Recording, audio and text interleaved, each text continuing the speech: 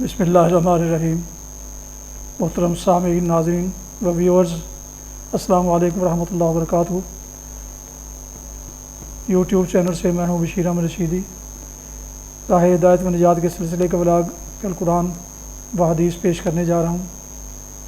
اگر آپ نے ابھی تک میرے یوٹیوب چینل کو سبسکرائب نہیں کیا تو سبسکرائب کر کے لائک کر کے بیل آئیکن کو ضرور پریس کیجیے گا،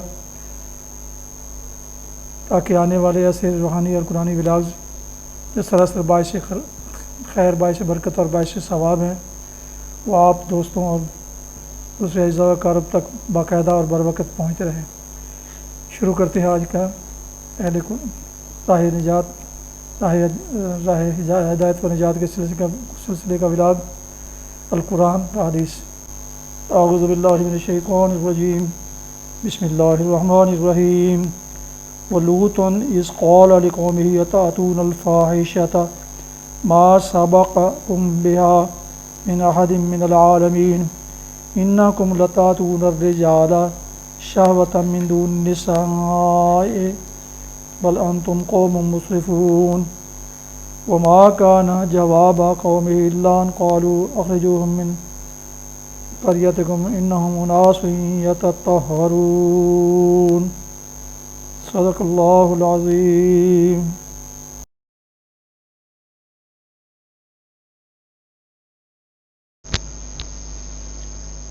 ابھی آپ سورہ الاعراف کی آیات مبارکہ 80 تا 82 کی تلاوت سماعت فرما رہے تھے۔ اس کا اردو ترجمہ پیش کرتا ہوں۔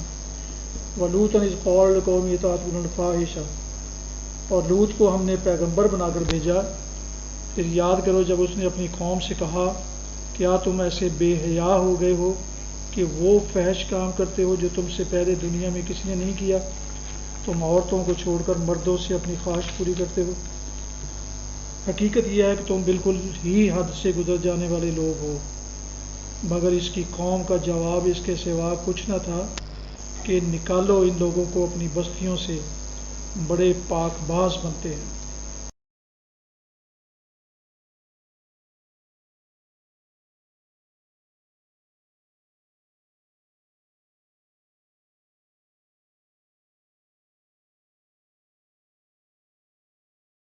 تلاوت کی گئی آیات مقدسہ کی تفسیر بیان کی جاتی ہے۔ اور لوط کو ہم نے پیغمبر بنا کر بھیجا، پھر یاد کرو جب اس نے اپنی قوم سے کہا۔ یہ قوم اس علاقہ میں رہتی تھی جسے آج کل شرق اردن یعنی ٹرانس جارڈن کہا جاتا ہے اور عراق و فلسطین کے درمیان واقع ہے۔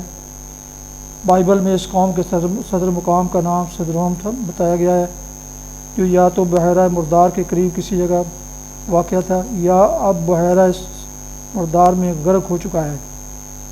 تلمود میں لکھا ہے کہ سدوم کے علاوہ ان کے 4 بڑے بڑے شہر اور بھی تھے، اور ان شہروں کے درمیان کا علاقہ ایسا گلزار بنا ہوا تھا کہ میلوں تک بس ایک باغ ہی باغ تھا، جس کے جمال کو دیکھ کر انسان پر مستی طاری ہونے لگتی تھی۔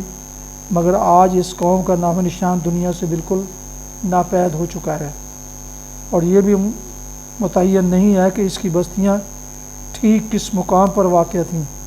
اب صرف بحیرہ مردار ہی اس کی ایک یادگار باقی رہ گیا ہے، جسے آج تک بحر لوط کہا جاتا ہے۔ حضرت لوط علیہ السلام حضرت ابراہیم علیہ السلام کے بھتیجے تھے۔ اپنے چچا کے ساتھ عراق سے نکلے اور کچھ مدت تک شام و فلسطین اور مصر میں گشت لگا کر دعوت و تبلیغ کا تجربہ حاصل کرتے رہے۔ پھر مستقل پیغمبری کے منصب پر سرفراز ہو کر اس بگڑی ہوئی قوم کی اصلاح پر مامور ہوئے۔ اہل سدوم کو ان کی قوم اس لحاظ سے کہا گیا ہے کہ شاید ان کا رشتہ داری کا تعلق اس قوم سے ہوگا۔ یہودیوں کی تعریف کردہ بائبل میں حضرت لوط کی سیرت پر جہاں اور بہت سے سیاہ دھبے لگائے گئے ہیں، وہاں ایک دھبا یہ بھی ہے کہ وہ حضرت ابراہیم سے لڑ کر سدوم کے علاقے میں چلے گئے تھے۔ مگر قرآن اس غلط بیانی کی تردید کرتا ہے۔ اس کا بیان ہے کہ اللہ نے انہیں رسول بنا کر اس قوم کی طرف بھیجا تھا۔ تم عورتوں کو چھوڑ کر مردوں سے اپنی خواہش پوری کرتے ہو۔ دوسرے مقامات پر اس قوم کے بعض اور اخلاقی جرائم کا بھی ذکر ہے، مگر یہاں اس کے سب سے بڑے جرم کے بیان پر اکتفا کیا گیا ہے، جس کی وجہ سے خدا کا عذاب ان پر نازل ہوا۔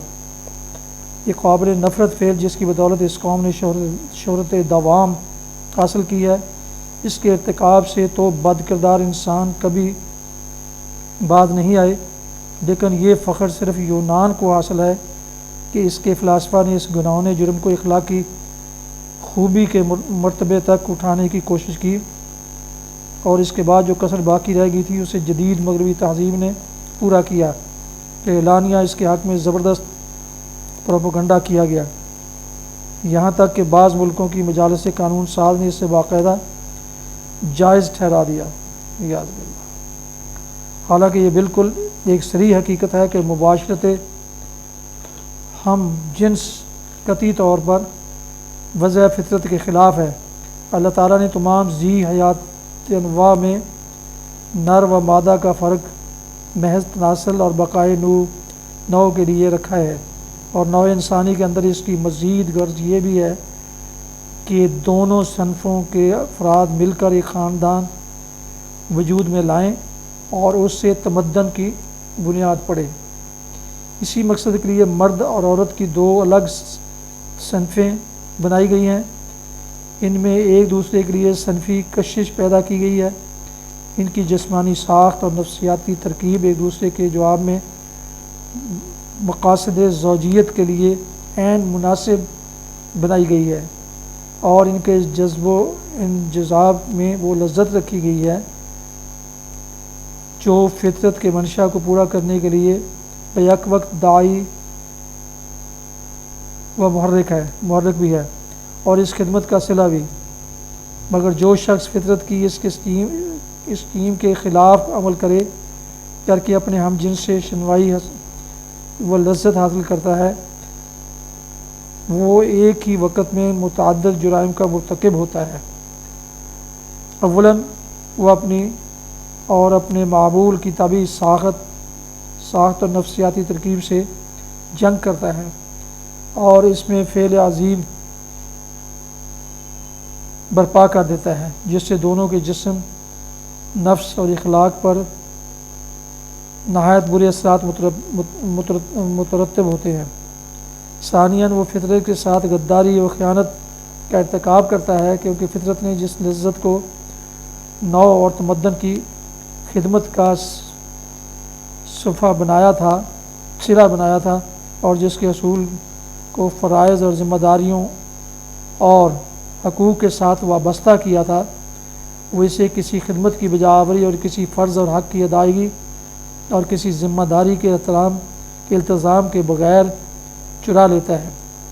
ثالثاً وہ انسانی اجتماع کے ساتھ مکمل بددیانتی کرتا ہے کہ جماعت کے قائم کیے ہوئے تمدنی اداروں سے فائدہ تو اٹھا لیتا ہے، مگر جب اس کی اپنی باری آتی ہے تو حقوق و فرائض اور ذمہ داریوں کا بوجھ اٹھانے کے بجائے اپنی قوتوں کو پوری خود غرضی کے ساتھ ایسے طریقوں پر استعمال کرتا ہے جو اجتماعی تمدن و اخلاق کے لیے صرف غیر مفید ہی نہیں بلکہ ایجاباً مضرت رساں ہے۔ وہ اپنے آپ کو نسل اور عقائد اور خاندان کی خدمت کے لیے نااہل بناتا ہے، اپنے ساتھ کم از کم ایک مرد کو غیر طبیعی زنانہ پن میں مبتلا کرتا ہے، اور کم از کم 2 عورتوں کے لیے بھی صنفی بے راہ روی اور اخلاقی پستی کا دروازہ کھول دیتا ہے۔ نکالو ان لوگوں کو اپنی بستیوں سے، بڑے پاک باز بنتے ہیں یہ۔ اس سے معلوم ہوا کہ یہ لوگ صرف بے حیا اور بد کردار اور بد اخلاق ہی نہ تھے، بلکہ اخلاقی پستی میں اس حد تک گر گئے تھے کہ انہیں اپنے درمیان چند نیک انسانوں اور نیکی کی طرف بلانے والوں اور بدی پر ٹوکنے والوں کا وجود تک گوارا نہ تھا۔ وہ بدی میں یہاں تک غرق ہو چکے تھے کہ اصلاح کی آواز کو بھی برداشت نہ کر سکتے تھے، اور پاکی کے اس تھوڑے سے عنصر کو بھی نکال دینا چاہتے تھے جو ان کی گناہونی فضا میں باقی رہ گیا تھا۔ اسی حد کو پہنچنے کے بعد اللہ تعالیٰ کی طرف سے ان کے استحصال کا فیصلہ صادر ہوا، کیونکہ جس قوم کی اجتماعی زندگی میں پاکیزگی کا ذرا سا عنصر بھی باقی نہ رہ سکے، پھر اسے زمین پر زندہ رکھنے کی کوئی وجہ نہیں رہتی۔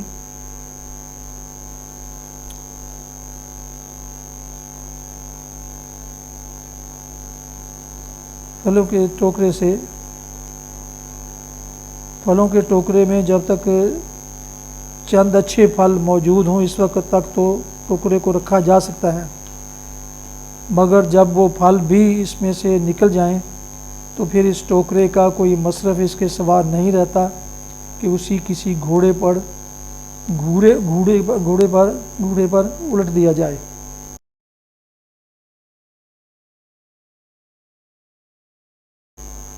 حدیث مبارکہ، حضرت عبداللہ بن مغفل رضی اللہ عنہ سے روایت ہے، نبی کریم صلی اللہ علیہ وسلم نے فرمایا، مغرب سے پہلے نماز پڑھو، 3 مرتبہ فرمایا۔ تیسری مرتبہ میں ارشاد فرمایا ہے، جو چاہے پڑھے۔ یہ صحیح بخاری کتاب تہجد حدیث نمبر 1183۔ فوائد: اس نماز سے مراد مغرب کی اذان کے بعد فرض نماز سے پہلے 2 رکعت ہیں، جیسا کہ دوسری روایات میں صراحت ہے۔ اس کی حیثیت اگرچہ سنت غیر مؤکدہ کی ہے، تاہم 3 مرتبہ اس کی تاکید کرنے سے اس کی اہمیت واضح ہے۔ امر یعنی حکم کا صیغہ تو بالعموم وجوب پر دلالت کرتا ہے، لیکن یہاں جو چاہے کہ قرینے نے اسے استحباب میں بدل دیا ہے۔ بہرحال آپ کی ترغیب و تاکید سے اس کے مستحب ہونے میں کوئی شبہ نہیں، آنے والی حدیثوں سے اس کی مزید تائید ہوتی ہے۔